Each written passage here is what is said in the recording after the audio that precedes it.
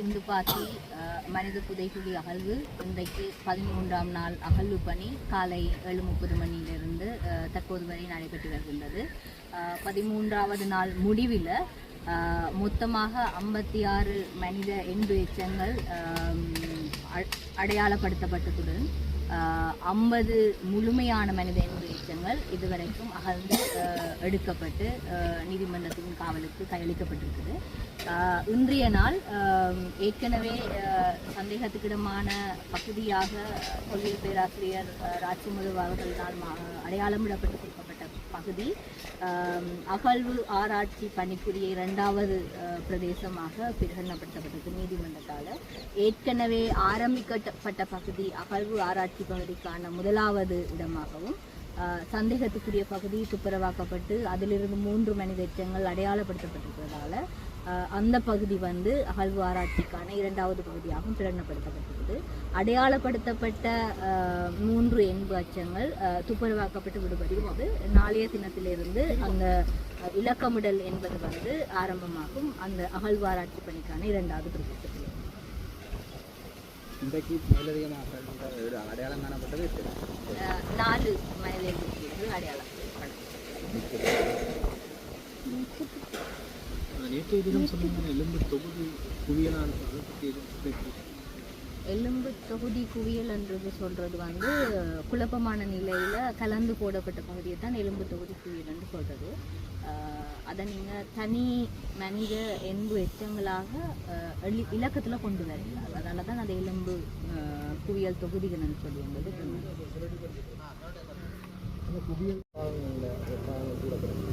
மனித எலும்பு ஆய்வுகளை ஆரம்பித்தா மட்டும்தான் அந்த பகுதிகளுக்குரிய எலும்பு என்னன்றதை தெளிவாக கூறக்கூடியதாக இருக்கும். எல்லாத்தையும் அதை சொல்லலாம்.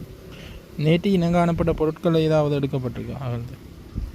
இனங்காணப்பட்ட பொருட்கள் என்று சொல்ல ஏற்கனவே ஒரு மனித எலும்போடு சேர்ந்த துணிகள் மற்றது சப்பாத்து போன்ற பொருட்கள் அடையாளப்படுத்தப்பட்டு வச்சிருக்குது. அதை இன்னும் அகழ்ந்து எடுக்கல, நிலத்திலிருந்து பிரித்தெடுக்கல. அநேகமாக இன்றைக்கு பிரித்தெடுத்துருவாங்கன்னு நினைக்கிறேன். அப்போ நாளைக்கு உங்களுக்கு அது தொடர்பான மேலதிக தகவலை தரக்கூடியதாக இருக்குது. இப்போ 50க்கும் மேற்பட்ட எலும்பு தொகுதிகள் அடையாளம் காணப்பட்ட நிலையில் இப்போ இதெல்லாம் பரிசோதனைகள் எப்போது ஆரம்பிக்கப்படும்? தனித்தனியாக இது யாரோட இதற்கு எப்படி அந்த பரிசோதனைகள் எப்போது ஆரம்பிக்கப்படும்? அது எதுவும் சொல்லக்கூடியதாக இருக்கும்? மனித எலும்பு ஆய்வு என்றது தொடர்பான விஷயத்தில் எனக்கு கருத்து சொல்லலாது. ஏனென்றால் அது தொடர்பான நிபுணர் மாத்திரமே அது தொடர்பாக உங்களுக்கு கருத்து சொல்லலாம். சட்ட ரீதியான நடவடிக்கைகளில் அல்லது எடுக்கிற எலும்புகள் மற்றது மாதிரிகள் அல்லது ஏனைய எச்சங்களினுடைய கட்டுக்காவல் தொடர்பான விஷயம் எனக்கு அது தொடர்பாக கருத்து சொல்லணும்.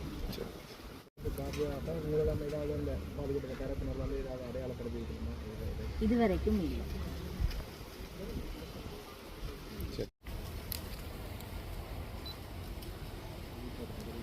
இந்த வழக்கினுடைய முறைப்பாட்டாளரான கிருபாகரன் சார்பில் இந்த வழக்கிலே ஆஜராகின்றோம். உண்மையில் இந்த சிந்துபாத்தி மாகாணத்திலே ஆரம்பத்தில் தகன மேடை அமைக்கப்பட்ட பொழுது சில எலும்பு பாகங்கள் கண்டெடுக்கப்பட்டது. அந்த பணியாளர்கள் அந்த விடயத்தை அரசு அதிகாரிகளினுடைய கவனத்துக்கு கொண்டு சென்ற பொழுது அவை மாட்டெலும்புகள் என்று கூறி இந்த புதைகுழியை மூடி மறைப்பதற்கான முஸ்தீபுகள் ஆரம்பத்திலே எடுக்கப்பட்டது. அதற்கு எதிராக கிருபாகரனால் போலீஸ் நிலையத்தில் முறைப்பாடு வழங்கப்பட்டு நாங்கள் நீதிமன்றத்திலே ஆஜராகித்தான் இந்த வழக்கு ஆரம்பிக்கப்பட்டது. ஆனால் இடையிலே பல திசை திருப்பல்கள், இந்த வழக்கை திசை திருப்புவதற்கான முஸ்தீபுகள் மேற்கொள்ளப்பட்டு அதனுடைய இறுதி கட்டமாக இப்பொழுது முறைப்பாட்டாளருக்கும் பல்வேறுபட்ட அச்சுறுத்தல்களும் இடையூறுகளும் பல்வேறுபட்ட தரப்புகளால் மேற்கொள்ளப்பட்டு வருகிறது. அதை தாண்டித்தான் இந்த புதைகுழி அகழ்வு பணியை மேற்கொள்வதற்கு நாங்கள் எங்களுடைய ஒத்துழைப்புகளை வழங்கி வருகிறோம்.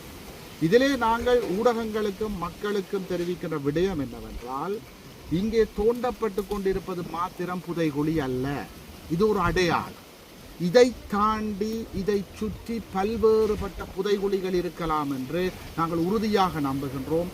அவையும் கிளறப்பட வேண்டும் என்றால் ஒட்டுமொத்த நீதிக்கான குரல்கள் பாரிய அளவில் வெளிக்கிளம்ப வேண்டும். இந்த விடயத்தை நாங்கள் மக்களுக்கு இப்பொழுது தெரிவிக்கின்றோம். ஏனைய விடயங்களை வெகு விரைவில் ஆதாரங்களோடு மக்கள் மன்றத்திலே அம்பலப்படுத்துவோம். அது தனியான முறைப்பாடுகள் எதுவும் பதிவு செய்யப்பட்டிருக்கா? உண்மையை சொல்லப்போனால் முறைப்பாடுகள் எந்த நிலையங்களுக்கு வழங்கப்பட வேண்டுமோ அந்த நிலையங்களுடைய உயர் மட்டங்களால் தான் அச்சுறுத்தலே வழங்கப்படுகிறது. இதனால தான் நாங்கள் ஈழத்தில் அரங்கேறின இனப்படுகொலைக்கு மீண்டும் மீண்டும் சொல்லி வாரம் சர்வதேச விசாரணை ஒன்று மாத்திரம்தான் எங்களுக்கு தீர்வாக அமையப்பெற முடியும் என்று நாங்கள் மீண்டும் மீண்டும் வலியுறுத்துகிறோம். இந்த இடத்திலையும் அதை நாங்கள் மீண்டும் வலியுறுத்துறோம். யார் அப்படி அச்சுறுத்தல் விடுக்கணும்? நீதிமன்றத்தினுடைய கவனத்துக்கு நாங்கள் கொண்டு செல்வோம். யார் அப்படி அச்சுறுத்தல் விடுத்திருக்கணும்? அது பற்றி ஏனைய விடயங்களை முறைப்பாட்டாளர் உங்களுக்கு நேரடியாக தெரியப்படுத்துவார். இந்த இடத்துல சர்வதேச அமைப்புகள் சர்வதேச சமூகத்தின் கண்காணிப்பு இதில் இருக்க வேண்டும் என்ற சம்பந்தமாக முறைப்பாடல் சார்பில் நீங்கள் கோரிக்கை வச்சுருக்கீங்க நீதிமன்றம்? நிச்சயமாக எங்களுடைய நிலைப்பாடு சர்வதேசத்தினுடைய கண்காணிப்பு மாத்திரமல்ல, முற்றுமுழுதான சர்வதேச கண்காணிப்பையும் சர்வதேச விசாரணையும் தான் நாங்கள் வலியுறுத்துகின்றோம். அதை நாங்கள் ஐக்கிய நாடுகள் மனித உரிமைகள் பேரவையிலிருந்து சகல சர்வதேச மட்டங்களுக்கும் நாங்கள் அதை எடுத்து எம்பி இருக்கின்றோம். அனைவருக்கும் வணக்கம். கடந்த சில தினங்களுக்கு முன்னர் மர்ம வாகனம் தொடர்பாக உங்களோட ஊடகங்களில் வந்திருந்த செய்தியானது அவ்வாறே நான் வசிக்கின்ற பகுதிகளுக்கும் குறித்த வாகனம் வந்திருந்தது. என்னுடைய பார்வையில் குறித்த மர்ம வாகனம் தொடர்பாக செய்திகள் வந்ததற்கு மிக பிரதான காரணம் வழக்காளியான என்னை அச்சுறுத்துவதும், இந்த வழக்கு தொடர்பாக அன்றைய சூழ்நிலையில் 95லிருந்து 2000 வரையான கால சூழ்நிலையில் இங்கே மிக கடுமையான செய்தி தணிக்கைகள் இருந்த நிலைமையில் நீதிமன்ற செயற்பாடுகளும் போலீஸ் நிலைய செயற்பாடுகளும் இல்லாது நிர்வாக ரீதியான செயற்பாடுகள் அனைத்தும் இராணுவத்திடம் இருந்தபொழுது மக்கள் தாமாக முன்வந்து எந்த சாட்சியங்களையும் பதிவளிக்கவில்லை. அவ்வாறான நிலைமையில் இன்றைய நிலைமையில் நான் இந்த விடயத்தை எடுத்த காரணத்தினால் இந்த அரியாலை பகுதியில் இருக்கின்ற அதிகமாக இவ்வாறு பாதிக்கப்பட்ட மக்கள் தங்களுடைய சாட்சியங்களை எனக்கு தந்து கொண்டிருக்கின்ற நிலைமையிலே அந்த சாட்சியங்களை பயமுறுத்துகின்ற அல்லது இந்த சாட்சியங்கள் கூற முன்வராமல் தடுக்கின்ற ஒரு செயற்பாடாக அந்த செயற்பாடு இருந்தது. குறித்த வாகனம் நான் அவதானித்தேன் இந்த பொன்னம்பலம் சந்தையில் இருக்கின்ற, அதாவது 98ஆம் ஆண்டு முதலாவது குற்றவாளியான சோமரத்ன ராஜபக்ச தன்னுடைய புதகுலிகள் தொடர்பான அறிக்கையிலே 15வது புதகுலியாக குறிப்பிடப்பட்ட ஏனையின் பகுதியில் பொன்னம்பலம் சந்திக்கு அருகில் இருக்கின்ற இராணுவ முகாத்துக்கு அருகில் இருக்கின்ற கிணற்றில் இருந்து அந்த அகழ்வு இடம்பெற்றது.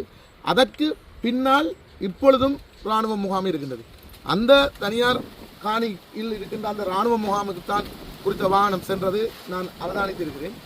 அதனை விட சில தினங்களாக இந்த பகுதியில் எஸ்டிஎஃப் இராணுவத்தினுடைய பிரசனம் மிகவும் வளமைக்கு மாறாக அதிகமாக இருப்பதற்கான காரணம், இவ்வாறு சாட்சியங்களையும் இது தொடர்பாக சாட்சியங்கள் முன்வைக்கின்ற வருகின்ற பொதுமக்களையும் பயமுறுத்தி அவர்களுடைய சாட்சியங்களை பெற முடியாமல் அல்லது வழக்கு தொடர்பான எண்ணை தொடர்ந்து வழக்கு கொண்டு செல்ல முடியாமல் ஒரு இக்கட்டான சூழ்நிலைக்கு முற்படுத்த நான் விரும்புகிறார். எனவே நான் வசிக்கின்ற காணி என்பது ஒரு ஒழுங்கை என்னுடைய காணியில் வந்தில் தான் முடிவடைகின்றது.